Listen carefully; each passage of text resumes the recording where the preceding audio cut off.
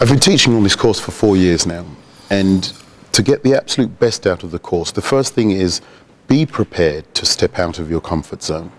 And I always say, stepping out of your comfort zone is like stepping out of your house on a freezing cold day.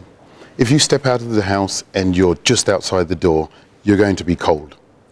It doesn't matter whether you're just outside the door or whether you're 1,000 meters from your door, you're going to be cold.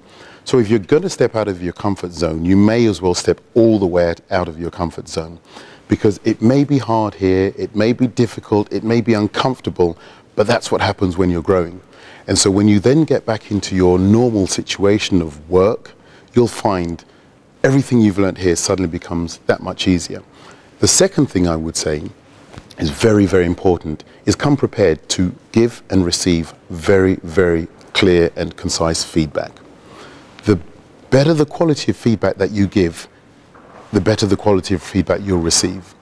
It's a very rare situation to be in a circle of your peers where you are communicating with people and they give you direct feedback, things that go well and things that don't go so well, and it's specific. So we ask you to take that feedback in a very non-defensive way, because it's not meant in that way. We ask you to take the feedback in a very constructive way.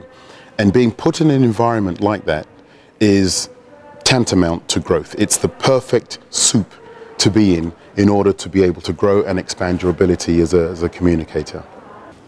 Growing up in Canada, we lived near a lake, and often I would stand by the lake, especially when the water was flat as glass, and I'd pick up a little pebble and I'd toss it into the lake. And I was always amazed at how that one little pebble could send ripples all the way out.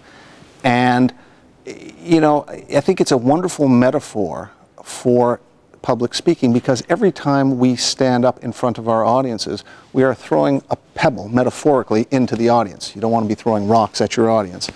And your speech or presentation could influence the way somebody else acts, and that action can have an impact on somebody else, and so on down the road. And it can really have far-reaching effects.